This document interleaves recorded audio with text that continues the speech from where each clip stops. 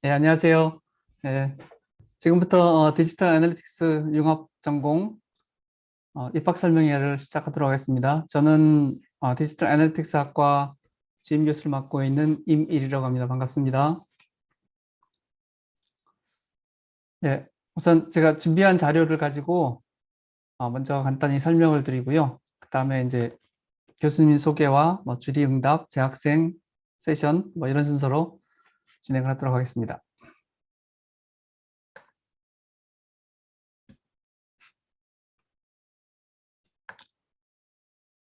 네, 요즘에 여러분들 이제 여기 오신 분들은 대부분 데이터 혹은 IT 이런 쪽에 이제 관심이 있어서 오신 분들이 많을 거로 생각을 하고요.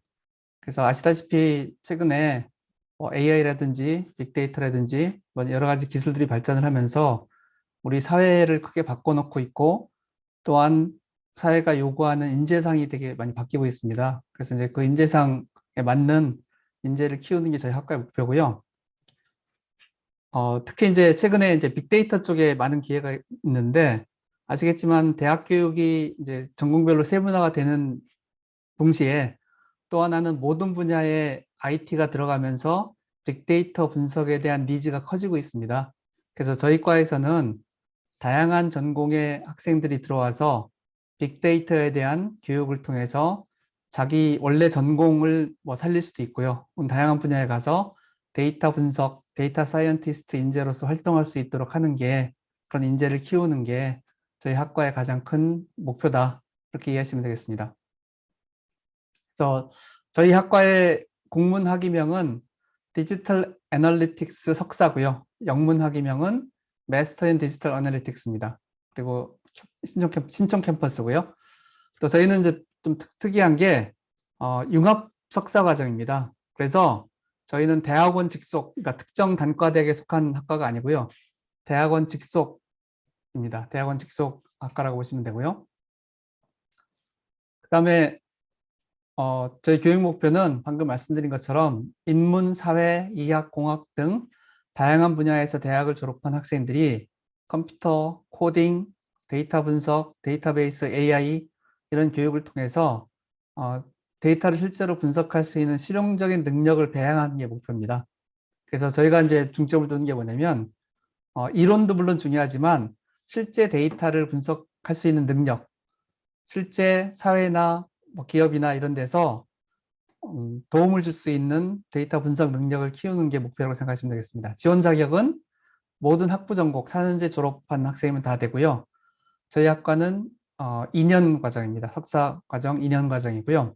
사실은 올해까지는 1년 반 과정, 아마 아시는 분들 계실 텐데 1년 반 과정으로 운영이 돼 있었어요. 근데 저희가 내년부터는 2년 과정, 4학기 과정으로 바꾸게 지금 계획이 되어 있습니다.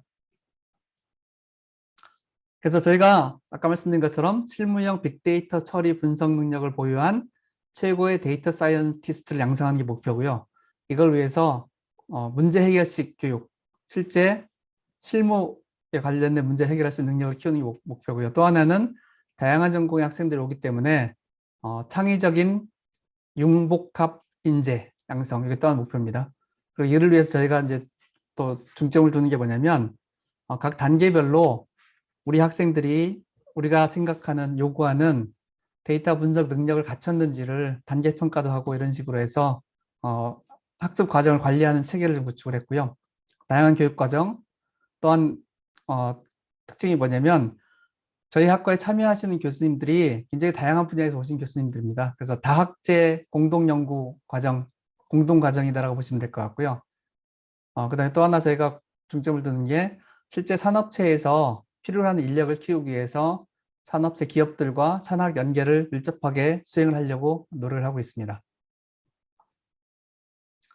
그래서 저희 교육과정의 특장점은 아까 말씀드린 것처럼 단계별 평가를 통해서 우리가 생각할 때 최소한 갖춰야 될, 데이터 사이언티스트가 갖춰야 될 능력을 갖췄는지를 확인하는 그런 시스템이 되어 있고요. 그래서 만약에 단계별 평가에서 우리가 생각하는 그런 수준의 좀 미흡한 학생들은 저희가 튜터링을 시킨다든지 이런 좀 그 능력을 끌어올릴 수 있는 그런 기회를 좀 부여를 하려고 합니다. 그리고 학생들이 다양한 산학 연계를 통해서 공모전이라든지 경진대회 같은 데 참여를 해서 자기들이 실제 현실의 데이터에 자기들의 분석 능력을 적용해보는 기회도 갖고요. 또 하나는 아시겠지만 나중에 취업할 때 이게 좋은 포트폴리오가 되기 때문에 그런 쪽에도 많은 무게를 두고 있습니다. 그리고 아까 말씀드린 것처럼 다양한 전공의 교수님들이 다양한 분야의 교육과정을 제공을 함으로써 고품질 빅데이터 전문가를 양성하는 게 목표다. 이렇게 이해하시면 되겠습니다. 그래서 사실 저희 학과에 입학한 학생들이 학부 전공이 굉장히 다양합니다. 그래서 실제로 일기 학생들, 저희가 2019년에 일기를 모집을 했거든요. 그래서 만약에 내년에 2022년도에 입학하신다면 여러분들은 4기가 되는 거예요. 그래서 일기분들의 그 학부 전공을 통계를 해보면 이렇습니다. 그러니까 지원자들을 보시면 공과대학, 경영대학, 인문대학, 자연과학대학, 상경대학, 이과대학, 언론정보, 의과대학, 사회과학대학 굉장히 다양한 분야에서 지원을 했고요. 우리가 이 중에서 일기 학생들을 26명을 뽑았는데 그중에 국내가 학부 전공 학위가 국내 학위가 24명, 국외가 2명이었습니다. 그래서 저희가 목표로 하는 거는 이런 다양한 학부 전공을 가진 사람들이 저희 학과에 들어와서 2년 동안 데이터 분석에 관련된 내용을 학습을 함으로써, 그러니까 데이터 분석이라는 거는 저희가 사실은 이제 그런 질문 하신 분들이 계세요. 나는 전공이 전혀 컴퓨터랑 관계없는 인문, 사회, 경영인데 들어와서 잘 할 수 있을까?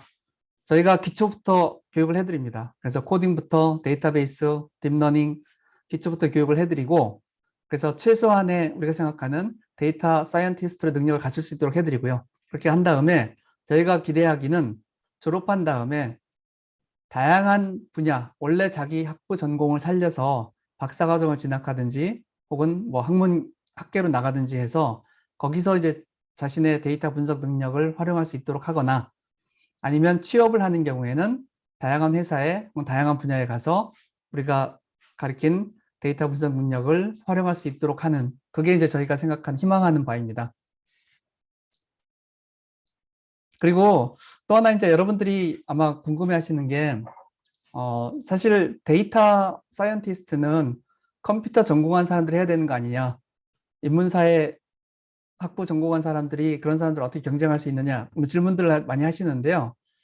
제가 요거를 설명을 드리겠습니다. 뭐냐면 저는 전공이 경영학이라서 비즈니스 과정, 비즈니스 분야를 예로 들은 건데요. 다른 분야도 사실은 비슷한 상황일 거라고 생각을 해요. 뭐냐면 사실 현실에서 요구하는 데이터에 관련된 인재의 스펙트럼은 굉장히 넓습니다. 그래서 회사를 생각해 보면 제일 오른쪽에 극단적인 경우가 뭐냐면 전략가예요. 회사의 전략을 세우고 기획을 하는 사람들이고요. 그 다음에 왼쪽에 또 반대 극단은 뭐냐면 그런 걸 하기 위해서 시스템을 만들고 운영하는 사람들입니다.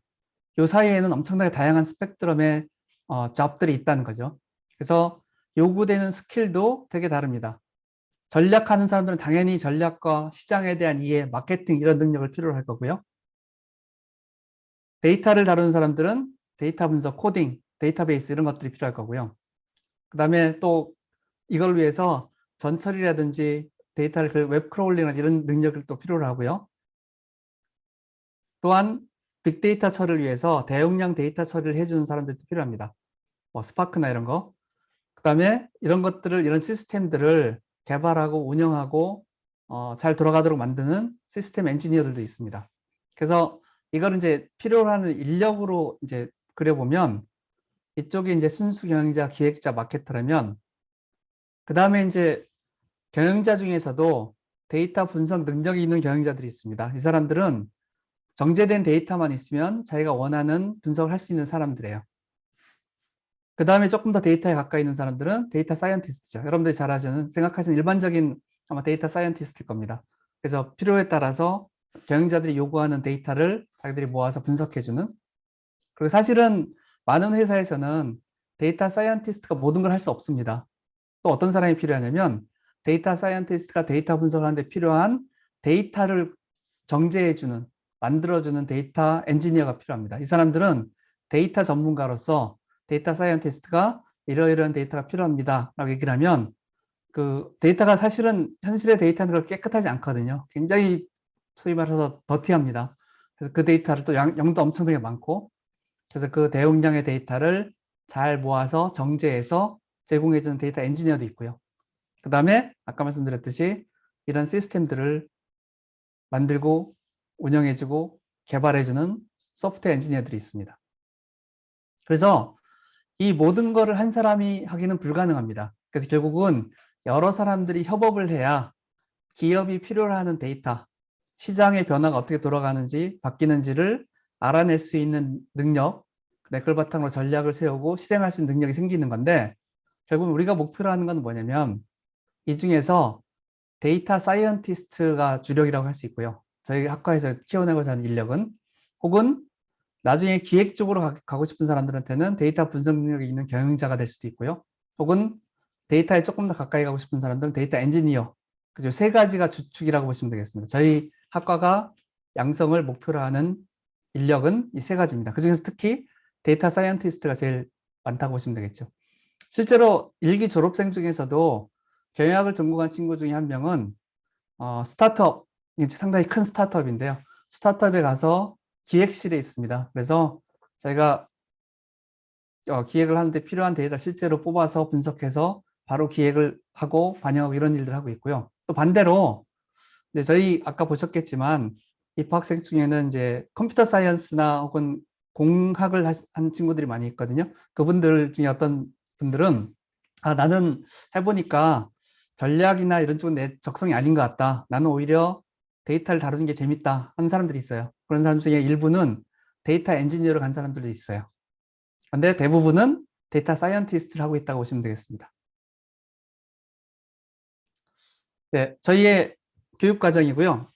아까도 말씀드렸듯이 내년부터 저희가 1년 반 과정에서 2년 과정으로 바뀝니다. 그래서 저희가 이제 이런 커리큘럼을 계획하고 있는데, 실제로는 조금 바뀔 수도 있습니다. 근데 아마 거의 대부분은 그대로 갈 거라고 보시면 되는데, 첫 학기에는 기초적인 과목들을 배우고요. 그리고 첫 학기가 시작하기 전에 사전 교육이 있습니다. 저는 입학을 하자마자 1월, 2월 두 달에 걸쳐서 아주 기초적인 파이썬 코딩이라든지 혹은 데이터베이스라든지 아니면 하는데 이런 걸 하는데 필요한 기초적인 수학이라든지 이런 것들을 두 달 동안에 사전 교육을 하고요. 그 다음에 첫 학기에는 요 기초 과목들을 하고 2학기까지는 필수가 대부분입니다. 그래서 2학기는 데이터 분석에 관련된 기초 과목들을 볼 수 있고요. 이제 3학기 이제 선택 과목들이 있고요. 그래서 3학기에는 여러분들이 더 관심 있는 분야의 과목을 이걸 다 듣는 건 아니고요. 이 중에서 골라서 한 2개 내지 3개 정도 듣는 겁니다. 그래서 과목을 선택해서 들으시면 되고요. 4학기 때는 3학기 때까지 과목을 충분히 수강을 했다면 한 과목 정도 들으면 됩니다. 그래서 졸업 연구 프로젝트나 다른 한 과목 정도 해서 듣고, 왜 이렇게 과목을 적게 듣도록 했냐면 이때 인턴십 같은 거를 하는 사람들이 많이 있어요. 그래서 인턴십을 할 수 있도록 이렇게 지금 현재 설계가 되어 있다고 보시면 되겠습니다. 이걸 이제 학기별로 나눈 거고요. 그래서 저희가 생각할 때는 1학기, 2학기 10학점씩, 3학기에 6학점 혹은 9학점, 4학기에 6학점 혹은 3학점으로 듣는 거로 생각하고 있습니다. 그래서 졸업 요건은 30학점 이상을 수강을 해야 되고요. 논문을 쓰든지 아니면 36학점 이상을 수강하고 프로젝트를 하는 그런 게 있습니다. 근데 대부분의 학생들은 논문을 쓰고 있습니다. 근데 저희 학과 논문은 일반적인 아카데믹한 석사 논문이라기보다는 조금 더 프로젝트에 가까운 실제 데이터를 분석하는 그런 논문이라고 생각하시면 되겠습니다. 그리고 또 하나 B+ 이상 학점이 돼야 되고요. 그리고 저희가 아까 얘기한 단계 평가를 다 통과를 해야 졸업 자격이 된다고 보시면 되겠습니다. 저희 현재 참여 교수님들은 이렇게 6분이고요. 보시다시피 전공이 다양합니다. 그래서 다양한 분야의 교수님들이 참여를 하고 계시고요. 그 외에도 이제 겸임 교수님들이 여러 분 계셔서 또 강의도 해주십니다. 자, 그래서 여기 오늘 많은 교수님들이 참여를 해주셨는데요. 교수님들의 잠깐 간단한 인사와 자기소개를 잠깐 들어보도록 하겠습니다. 우선 이원석 교수님.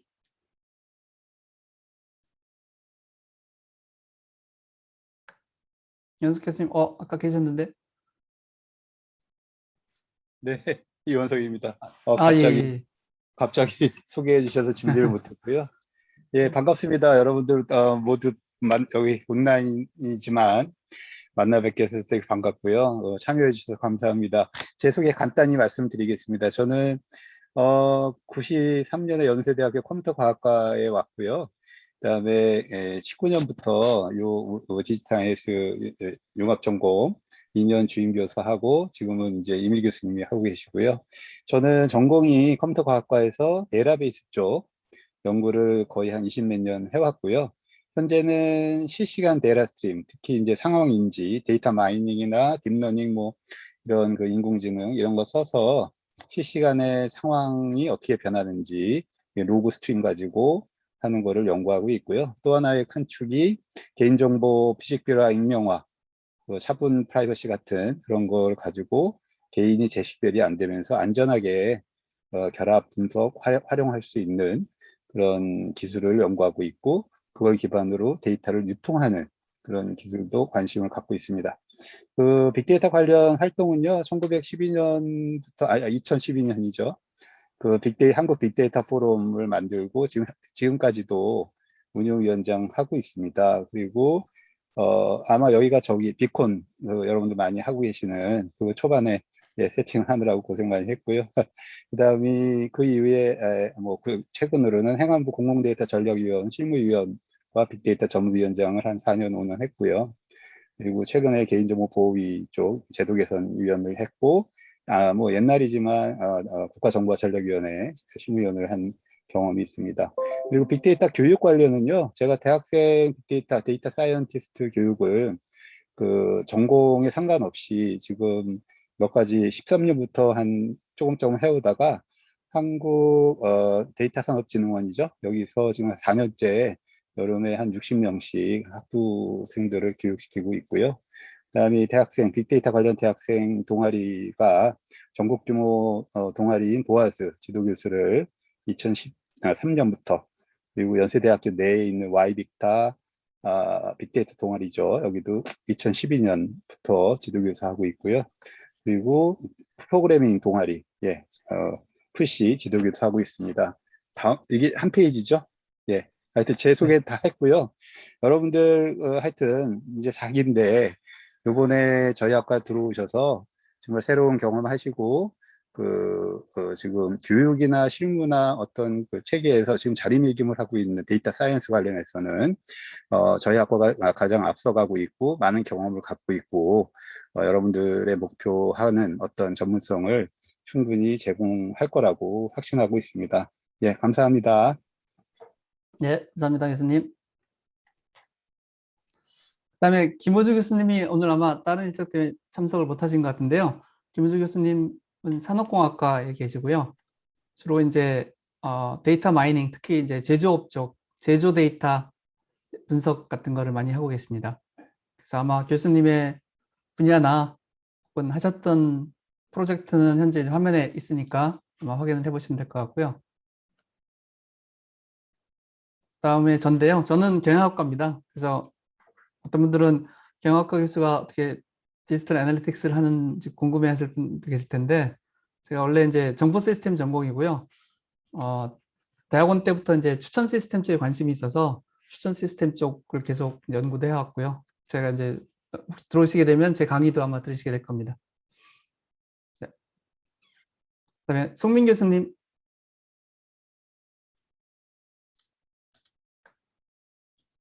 네, 안녕하십니까, 여러분. 반갑습니다.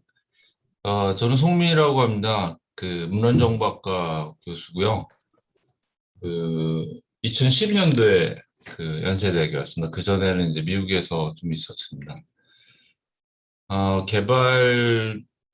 개발자로도 미국에서 한 7년 정도 있었네요. 99년부터 2006년까지 있었고, 그다음에 팔타임으로 박사를 해서 뉴저지 공대 이밀 교수님하고 같은 과에 이민 교수님 한국에 오시고 제가 그 자리에 있다가 온 것 같아요.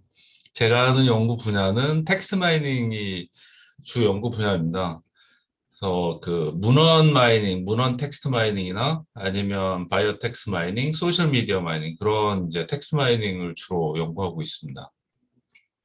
요즘은 이제 멀티 모달리티에 관심이 많아서 텍스트하고 이미지 그리고 뭐 텍스트하고 비디오 클립 이런 거를 이제 그 함께 그 마이닝하는 그런 데 관심이 많아졌습니다. 그런 쪽에 이제 연구도 진행하고 있고요. 그 이제 어떤 연구적인 것도 그렇지만 저는 그 현업에 이제 어플라이하는 것도 관심이 있어서 이제 빅케어라는 그런 조그만 그 헬스케어 회사가 있는데 거기 CTO를 겸직을 하고 있고요.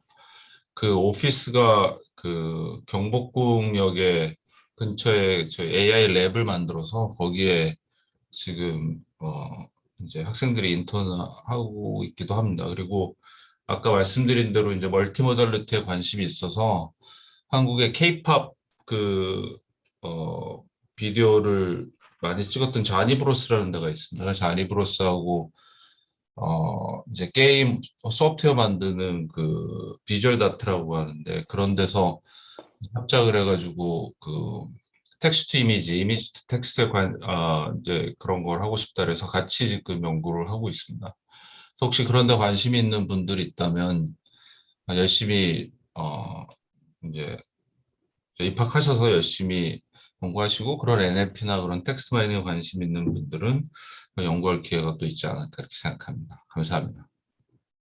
네, 감사합니다. 이상혁 교수님. 네, 안녕하세요. 안녕하세요. 목소리가 좀 주사를 그 백신을 맞은 지가 얼마 안 돼가지고 지금 좀 그런데 어쨌든 목소리가 잘 안 나오네요. 예, 저는 이상엽이라고 하고요. 저는 그 현재 언론홍보 영상학부의 부교수로 재직을 하고 있습니다. 그래서 언론홍보 영상학부 같은 경우에 여러분들이 신문방송학과라고 아시면 되는데 뭐 신문방송학과 교수가 지금 데이터 분석 관련된 학과에서 뭐 교육을 하고 강의를 하고 연구를 하느냐 뭐 이렇게 생각하실 수도 있지만 저 같은 경우에는 그 학부 전공이 컴퓨터 사이언스가 됩니다. 그래서 학부 때는 컴퓨터 과학 관련된 전공을 공부를 했고요. 그래서 삼성전자에서 공부를 조금 직장 경력을 조금 갖고 그 다음에 저희가 이제 석사랑 박사로 미디어랑 인포메이션 쪽으로 공부를 하고 지금은 언론홍보 영상학부에서 교수를 하고 있고요. 그 다음에 이제 디지털 애널리틱스에서 교육이랑 연구를 하고 있습니다. 제가 담당하고 있는 과목은 기계학습이랑 딥러닝 과목이 되고요. 저 같은 경우에는 온라인에 존재하는 다양한 형태의 비정형 데이터와 정형 데이터를 분석하는 것에 관심이 있습니다. 그래서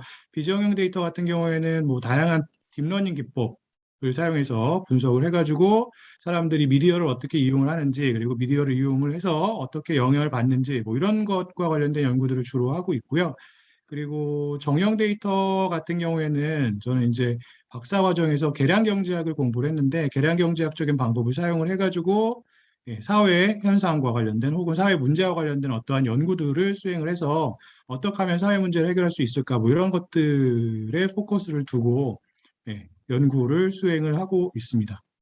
여러분들 이렇게 오늘 참석해 주셔서 감사하다는 말씀을 드리고요. 기회가 되면 그 내년에 입학을 해서 저와 같이 공부도 하고 연구도 했으면 좋겠습니다. 감사합니다. 네, 감사합니다. 다음 박예람 교수님. 네, 안녕하세요. 저는 의과대학 의생민 시스템 정보학교실에 재직하고 있는 박유랑이라고 합니다. 저는 원래 이제 의료정보학 쪽으로 계속 연구를 했고요. 개인적으로 지금 진행하는 연구들은 디지털 치료제나 아동 행동 데이터, 뭐 발달 지한 아동 뭐 평가 이런 쪽으로 대한 연구를 많이 하고 있고요. 뭐 프라이버시 알고리즘이나 이런 쪽도 지금 같이 진행을 하고 있습니다. 의료정보학 쪽으로는 제가 많이 이제 연구를 하고 있지만 이게 사실은 다른 교수님들하고 조금 차이가 있는 부분이 제가 이런 데이터 자체가 워낙 민감한 데이터를 많이 다루다 보니까 저희가 뭐 데이터의 퍼블릭 데이터보다는 저희가 직접 생산하는 데이터라던가 좀 외부에서 구하기 어려운 데이터, 의료 데이터 이런 거를 조금 더 많이 접할 수 있는 기회를 드릴 수 있을 것 같습니다. 그래서 뭐 많은 분들이 좀 실력 있는 아니면 이런 데이터 사이언스 아니면 이런 그 디지털 헬스케어 이런 거 많이 관심 있는 분들이 오셨으면 좋을 것 같습니다. 네, 감사합니다. 네, 감사합니다. 일기생들이 그러니까 원래는 1년 반 과정이라서 2020년 8월 졸업이 원래였는데 많은 학생들이 학교가 좋았는지 한 학기 더 다니겠다고 그래가지고 몇 명은 한 학기 더 다녔습니다. 그래서 8월 졸업생들 취업 현황이고요. 그다음에 2월 졸업생, 그러니까 2년 다닌 친구들 졸업 현황이고요. 취업 현황이고요. 그다음에 2기생들도 마찬가지로 2년 다니기로 결정한 친구들이 많이 있어서 현재 졸업한 학생들 취업 현황입니다. 그리고 또 많은 분들이 관심이 있는 게 장학금일 텐데 저희가 이제 대학원이다 보니까 대학원 장학금이 여러 가지 소스가 있습니다. 본부에서 주는 장학금이 있고 뭐 다른 장학금이 있어서 그걸 정리를 한 게 이겁니다. 그래서 이거는 나중에 뭐 입학을 하시면 참고를 하시면 될 것 같고요.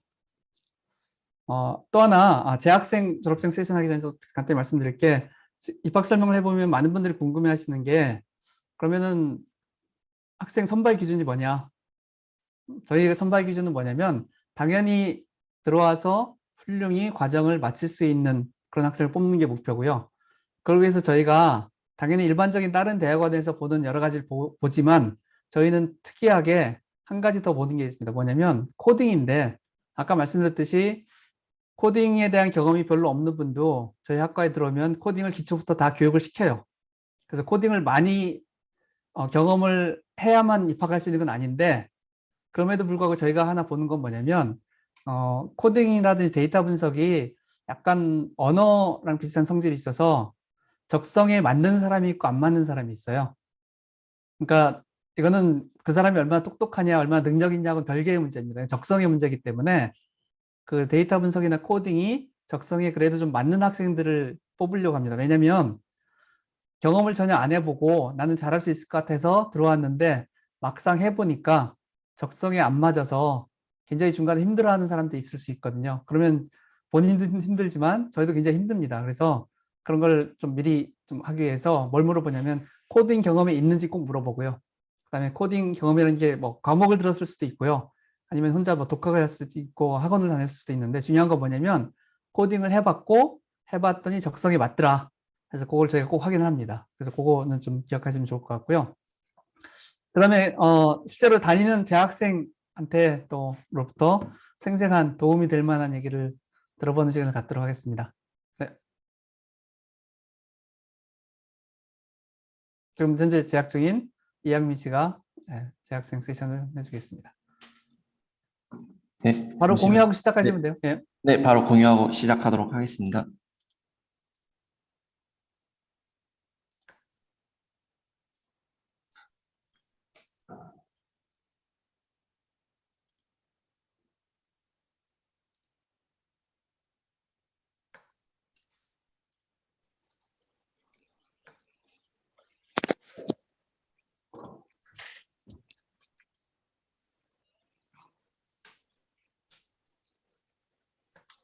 네, 네, 안녕하세요. 네, 저희는 지금 3기에 이제 재학하고 있는 이항민과 이지훈입니다. 네, 좀 더 이제 교수님께서 앞에서 굉장히 좋은 말씀 많이 해주셨지만, 좀 더 이제 재학생들의 입장에서 좀 생생한 후기를 좀 들려드리고 싶어서, 일단 저희가 이런 자리를 마련을 했고요. 네, 먼저 이제 첫 번째는 이제 이지훈 학생이 먼저 발표를 하고, 그리고 뒷부분은 제가 발표한 순서로 진행을 하도록 하겠습니다.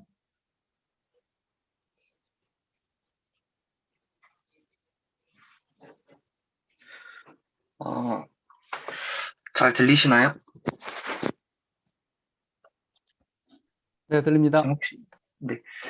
안녕하세요. 저는 디지털 애널리틱스 융합 협동과정 지금 3기에 재학 중인 이지훈이라고 하고요.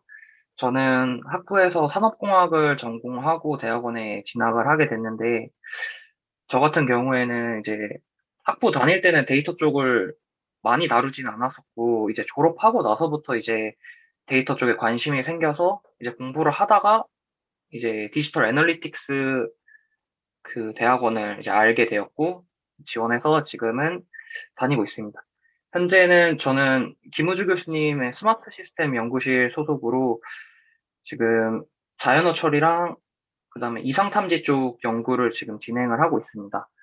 지금 재학생 세션에서는 이양민 학우와 함께 그 교수님께서 얘기해 주신 부분에 더해서 조금 더 이제 재학생들 입장 그리고 학과 다니면서 느낀 점 위주로 설명을 드리도록 하겠습니다.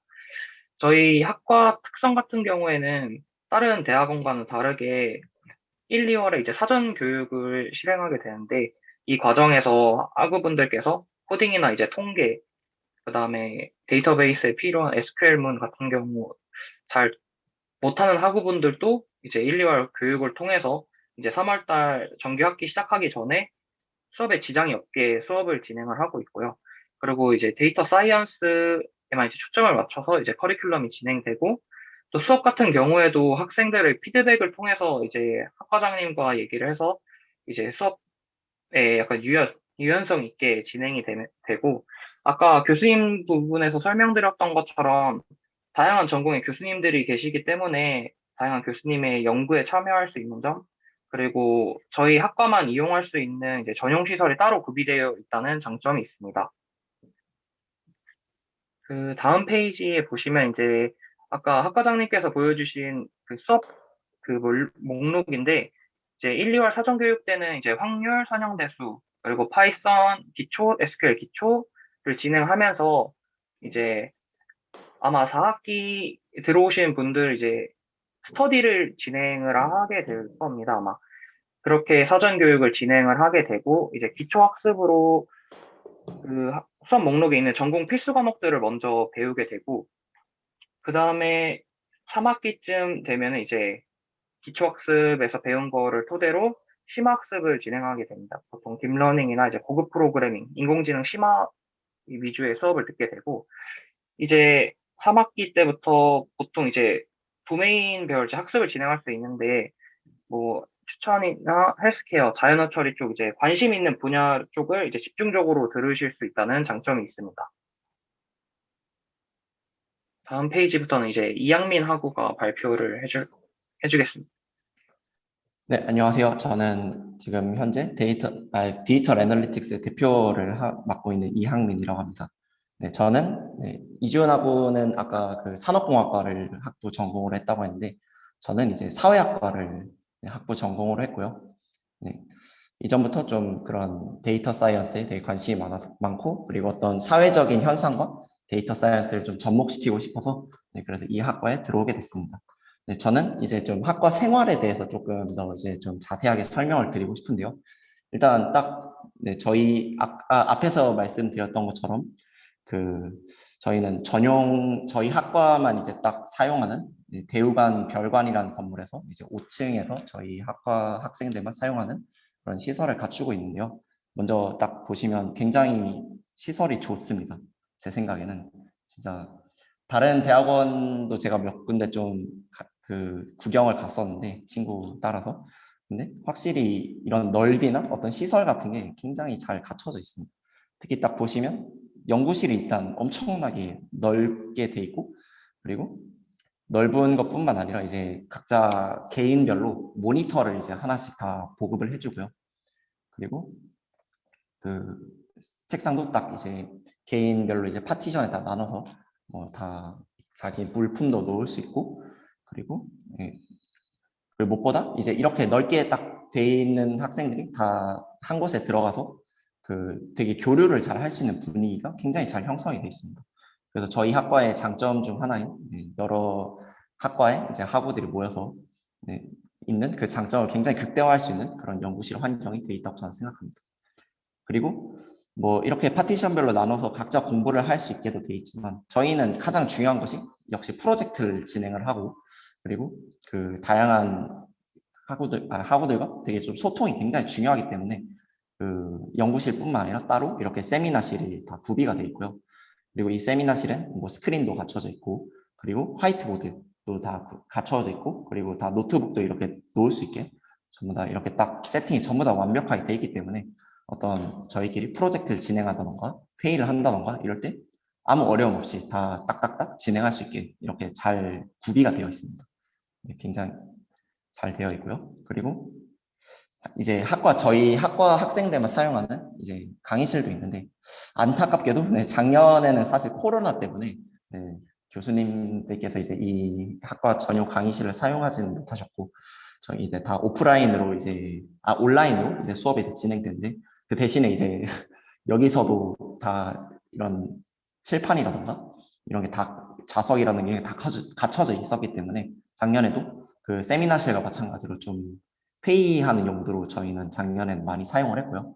그리고 아마 이후에도 그 오프라인에서 수업이 진행된다 하더라도 그 이후에 수업이 진행된 이후에는 그 학생들이 또 이곳에서 회의를 할 수 있고 교류할 수 있게 공간이 다 마련되어 있기 때문에 사실상 세미나실 2개를 쓸 수 있다고 생각하시면 될 것 같습니다. 시설이 사진으로만 봐도 굉장히 좋은 게 느껴지는 그런 실제로 와보시면 훨씬 더 좋은 걸 느끼실 수 있습니다.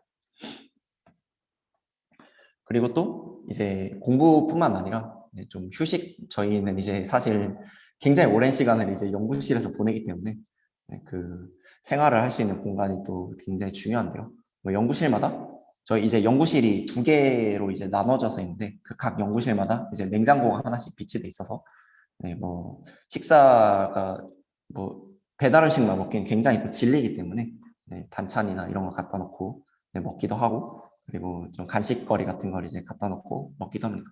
저희끼리 이제 청소도 다 분담해서 열심히 하기 때문에 굉장히 위생적이고 그 좋은 생활을 할 수 있고요.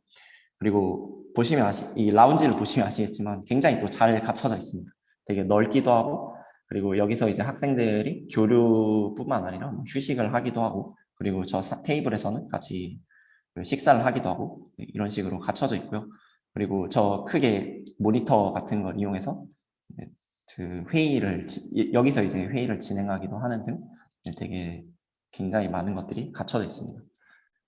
저는 개인적으로는 저희 학과 시설에 대해서는 진짜 다른 대학원과 비교했을 때 정말 좋다고 생각하는 그런 지점입니다.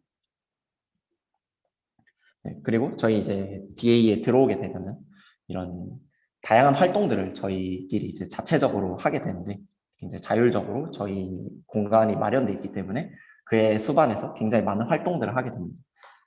먼저 그 저희 장학금은 이제 이밀 교수님께서 아주 자세히 설명해 주셨지만 그 각자 지도 교수님별로 이제 장학금 지급을 해주시기 때문에 이제 이것을 받으면서 어느 정도 좀 경제적인 그런 부담에서 조금은 이제 해소될 수 있는 그런 지점들이 있고요. 그리고 그 지급 방식이 교수님들마다 조금씩 다른데 이제 그런 교수님들의 어떤 방식에 따라서 되게 좀 학업 동기를 더욱더 고취할 수 있는 그런 계기도 마련할 수 있게 됩니다. 그리고 그 저희 지금 그 DA와 그 HS 애들, 그 LG 계열사인 HS 애들과 지금 같이 그 산업협력을 지금 진행하고 있는데 그 현재 지금 기업과 이런 산업협력을 통해서 과제를 수행을 하고 그리고 그에 따라서 어떤 리워드도 같이 지급이 되고 이런 식 그리고 같이 경쟁도 하고 그리고 같이 협력도 하고 이런 식으로 되게 많은 프로젝트들이 진행이 되고 있고요.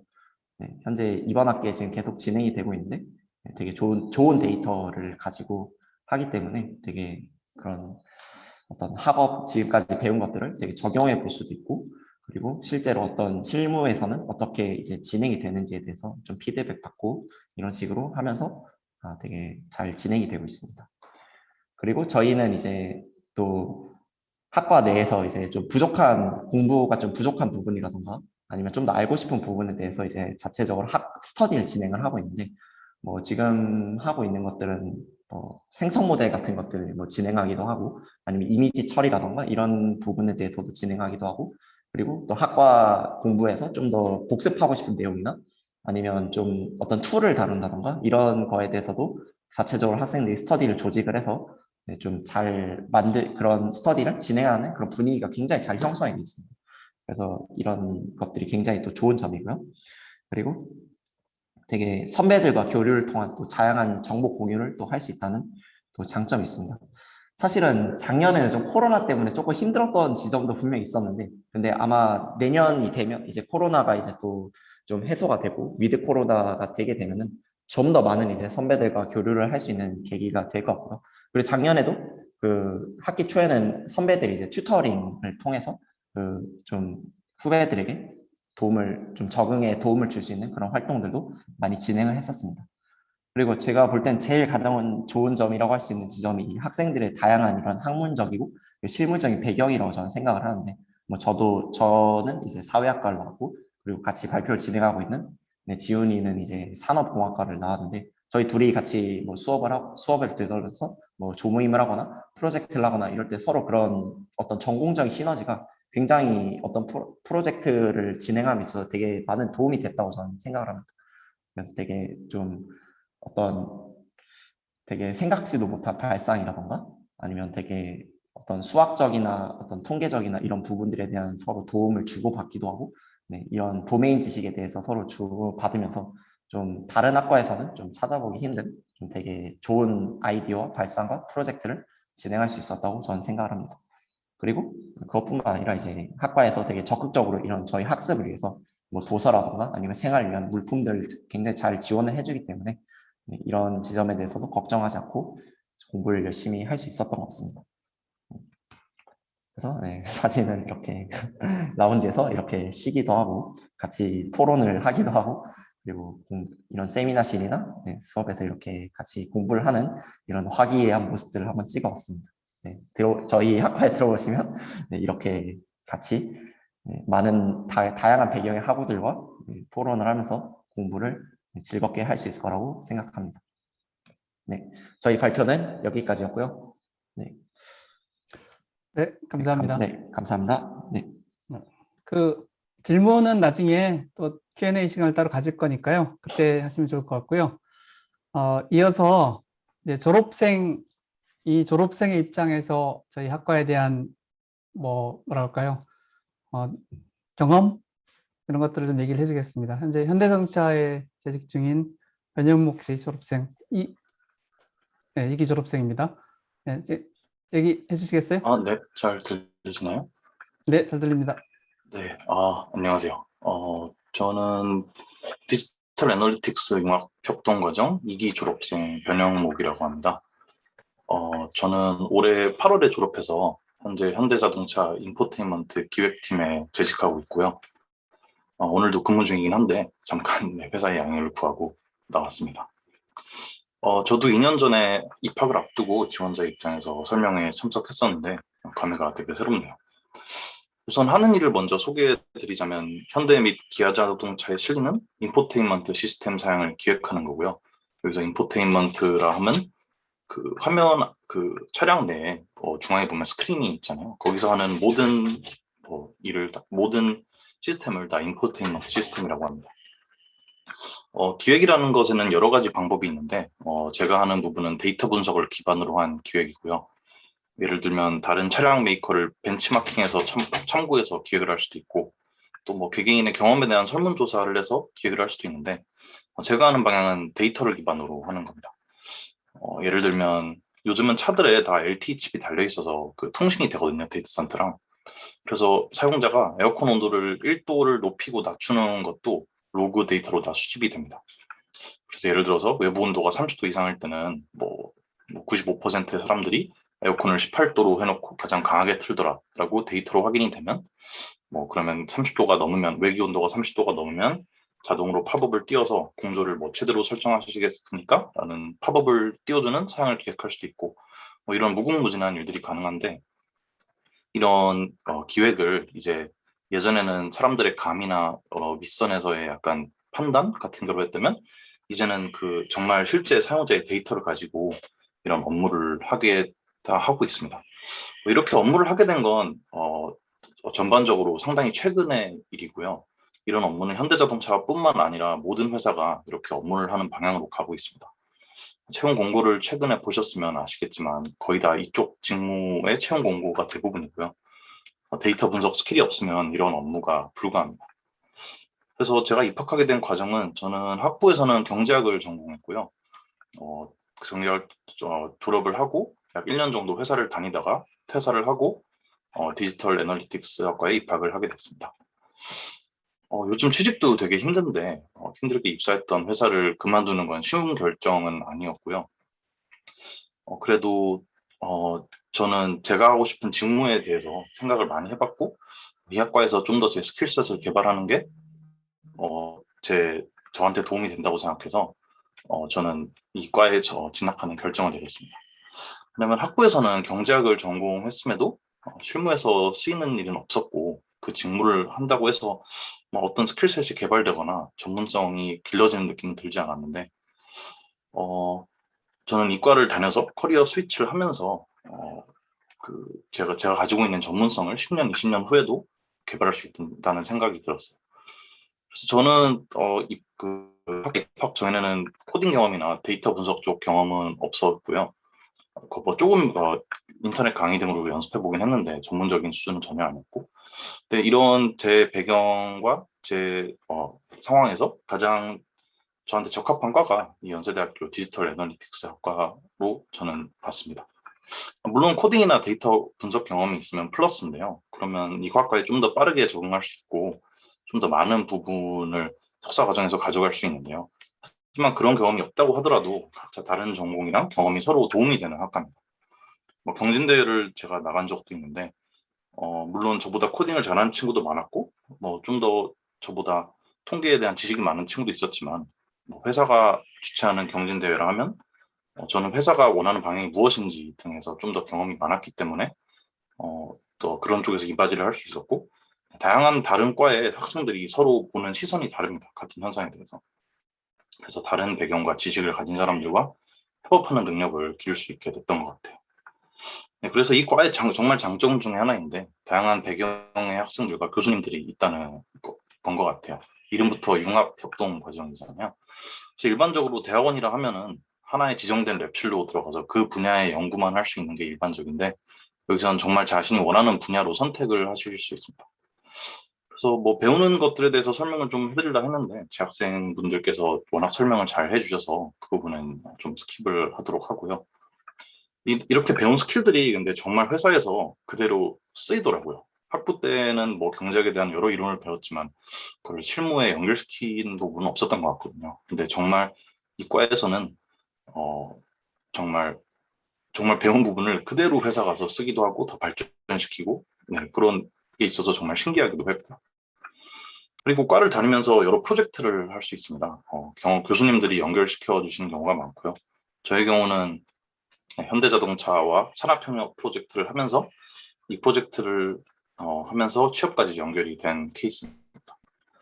네, 그래서 마무리하자면 저도 매우 고민이 많았어요. 이 대학원을 진학하려면 퇴사까지 해야 되는 상황이었고, 또 설립되지 그리 오래되지 않은 과였고요. 저희 입장에서는 2기로 들어갔기 때문에. 근데 저는 어느 정도 신념이 있었던 것 같아요. 데이터랑 인공지능 이 부분이 잠깐 뜨는 대세나 인기 같은 그런 부분이 아니고 정말 적어도 저희 세대까지는 전 사회에서 필수적으로 쓰일 부분이고, 저는 그런 신념이 있었기 때문에 퇴사까지 하면서 대학원에 진학을 했던 것 같고요. 지금까지는 전혀 후회가 없습니다. 커리어 선택지도 과거에 비해서 정말 넓어졌고 일을 할 때 보람도 느끼고 커리어 체인지를 성공적으로 했다고 느껴요. 그래서 여러분들도 이 관심을 가지고 이 설명회에 참석한 것만으로도 어느 정도 앞서가고 있다고 생각은 드는데요. 네, 뭐 정말 2년 전만 해도 관심 가진 사람이 비교적 적었는데 갈수록 이쪽 분야에 관심을 가지고 공부를 시작하는 사람들이 많아지는 것 같긴 합니다. 그래서 네, 좋은 선택하시길 바라며 저는 여기서 마무리하겠습니다. 감사합니다. 네, 감사합니다. 네, 지금 근무 중인데도 시간 내서 얘기해 주신 변영곤 씨 감사하고요. 자, 그 다음에 재학생, 졸업생 세전을 했고요. 입시 일정을 간단히 말씀을 드리겠습니다. 입학 원서 접수는 10월 22일부터 29일까지고요. 서류 전형 합격자 발표는 12월 3일이고요. 구술고사 면접이 12월 11일입니다. 구술고사라고 돼 있지만 시험 보는 건 아니고요. 인터뷰 형식이라고 생각하시면 됩니다. 그리고 최종 합격자 발표는 12월 28일. 그래서 이런 입시 일정이나 뭐 여러 가지 자격이나 이런 거 문의사항은 여기 이메일하고 전화를 하면 되시고요. 네, Q&A를 할 건데 이렇게 할 겁니다. 우선 첫 번째로 학교나 저희 교수님들한테 질문이 있으신 분은 질문을 하시고요. 그게 다 끝나면 교수님들은 다 저를 포함해서 나갈 겁니다. 그럼 좀 더 자유롭게 할 수 있도록. 그래서 재학생하고 졸업생하고 여러분들이 직접 Q&A를 하는 시간을 갖도록 할 거니까 우선 지금 현재 첫 번째 질문은 첫 번째 세션에서는 교수님들이나 학교에 대한 질문이 있으신 분들은 좀 해주시면 좋겠습니다. 뭐 채팅으로 하셔도 되고요. 마이크 켜고 하셔도 좋습니다. 그리고 하나 또 자주 묻는 질문 하나 답변을 미리 드리면 파트타임 안 되느냐는 질문 하신 분들이 계시는데요.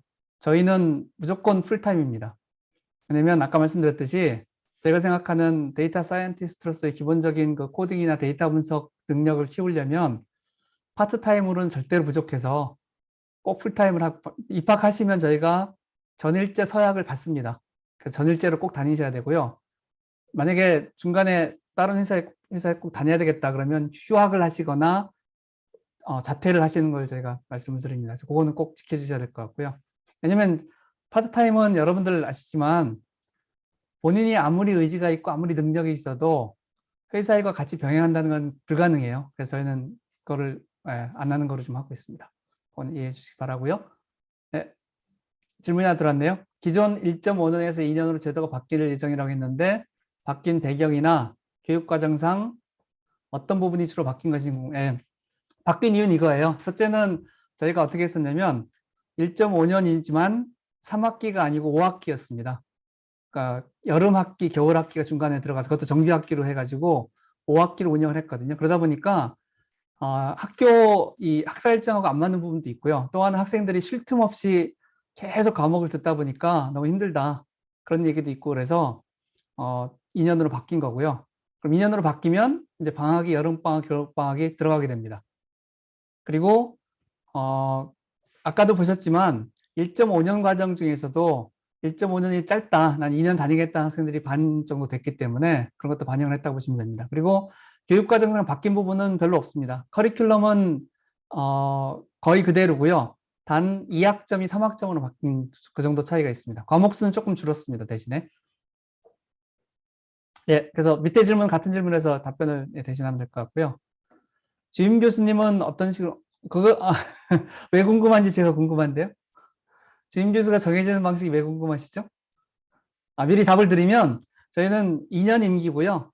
교수님끼리 참여 교수님들 중에서 서로 이제 상의해서 정합니다. 네. 그래서 아까 그 연석 교수님 말씀하셨듯이 처음 2년은 컴퓨터공학과 연석 교수님이 하셨고요. 제가 이제 올해 내년 임기를 맡고 있습니다.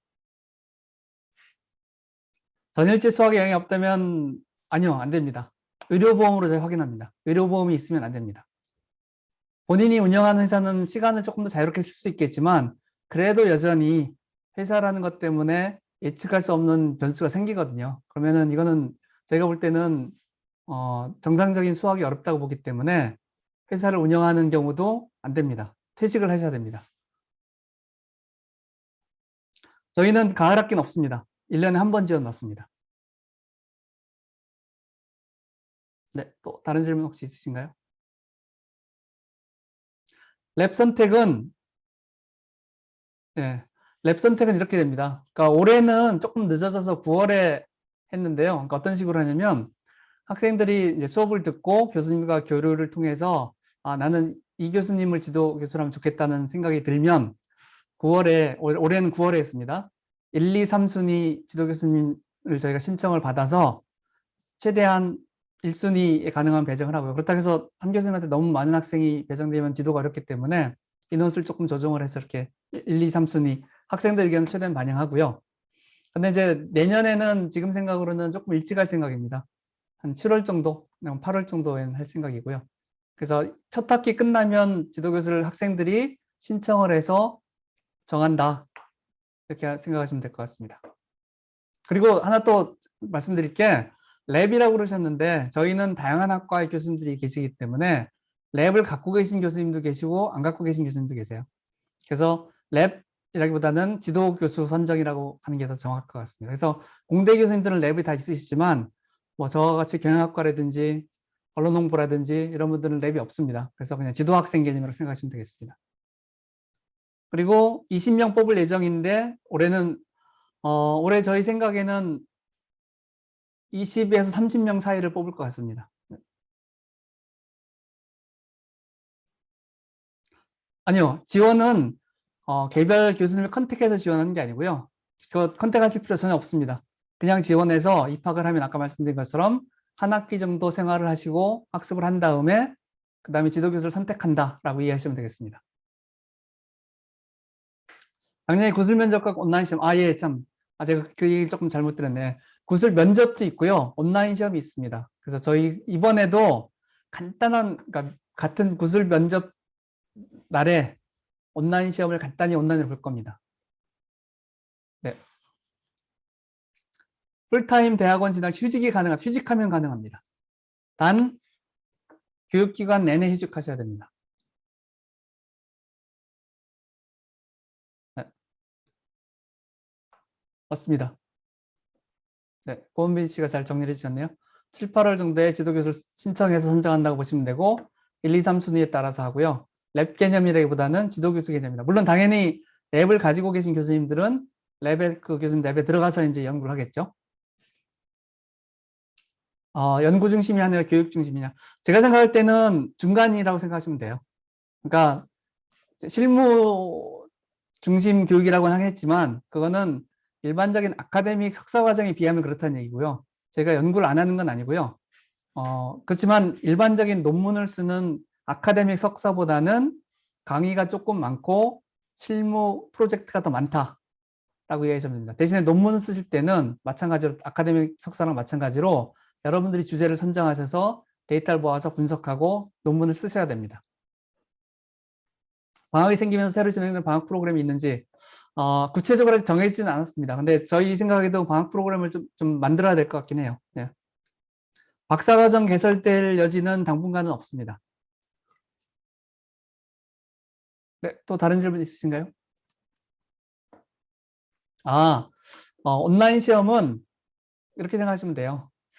저희 과정을 수학하기 위해서 필요한 정말로 기초적인 수학, 산수에 가까운 수학입니다. 그 다음에 코딩 하는데 필요한 로직, 논리 시험이라고 보시면 되겠죠. 코딩 직접 하는 게 아니고요.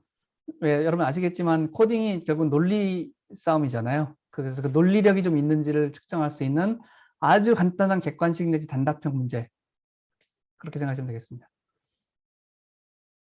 예, 직무적성 시험 비슷한데 내용이 기본적인 수학과 코딩에 관련된 로직이다라고 생각하시면 되겠습니다. 논리다라고 생각하시면 되겠습니다. 또 다른 질문 있으십니까?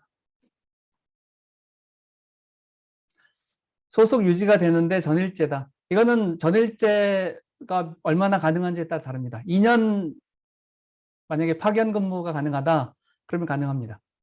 근데 그건 회사에서 확인서를 받아오셔야 됩니다. 2년 동안 회사 업무는 안 하고 회사에서 지원을 해주겠다. 그래서 확인서를 저희가 받아야 됩니다. 또 다른 질문 있으십니까?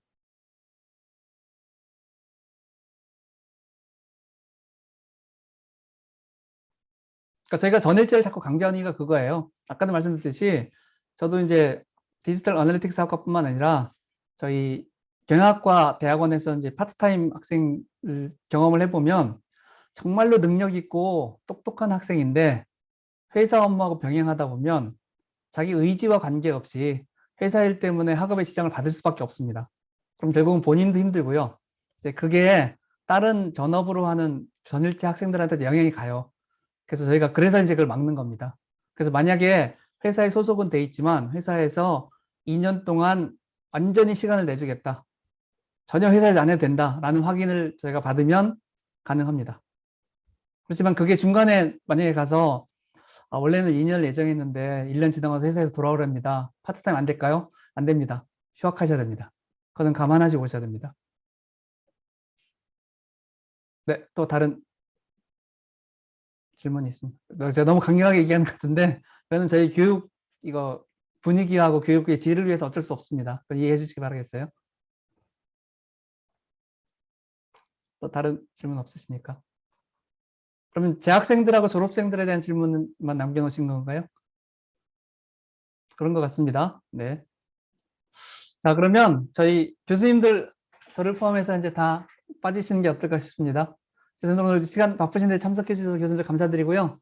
네, 그럼 저희는 빠지고 재학생들하고 졸업생들 Q&A를 갖도록 하겠습니다. 네, 감사합니다. 여러분들 잘 준비하시고 내년에 많이 뵙기를 바라겠습니다. 네, 감사합니다.